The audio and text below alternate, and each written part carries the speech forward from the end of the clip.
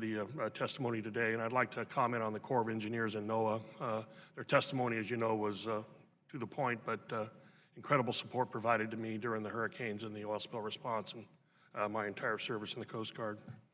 For the record, I'm here today testifying in my personal capacity, not representing any entity. And I used to say when I was giving speeches that I'm going to be frank and honest because I'm retired and my pension's assured. I can only tell you today that I'm retired.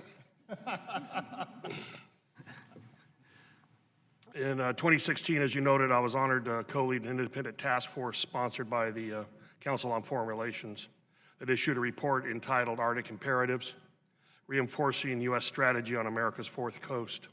That report developed recommendations for policymakers to consider in the presidential transition process, as you noted in 2016.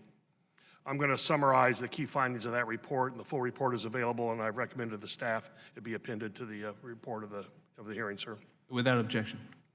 As stated in the report, the Arctic is a crossroads of international politics and a forewarning for the world. The United States, through Alaska, is a significant Arctic nation with strategic, economic, and scientific interests. As sea ice continues to melt, countries inside and outside the Arctic region have updated their strategic and commercial calculations to take advantage of the changing conditions stemming from the opening of the region. The United States needs to increase its strategic commitment to the region or risk leaving its interests unprotected. The task force organized its work into 4 interrelated areas: U.S. policy, U.S. national security, economic, energy, and environmental issues, and finally, Alaska and Alaska natives. We consulted broadly and support a comprehensive integrated approach in assessing future options in the Arctic.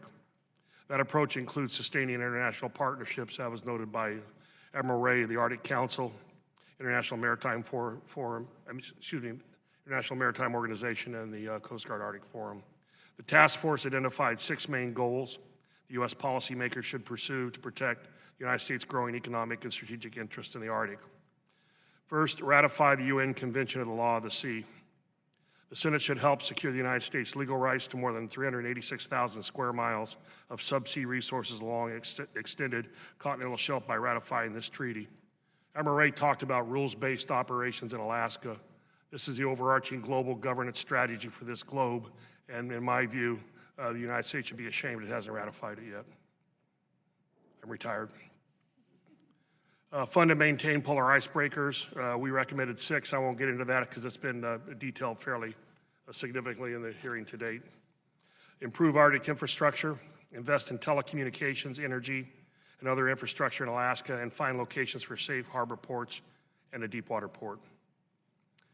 3, strengthen cooperation with other Arctic nations, continue diplomatic efforts with the Arctic Council, and to work with other Arctic states, including Russia, on confidence building and cooperative security measures.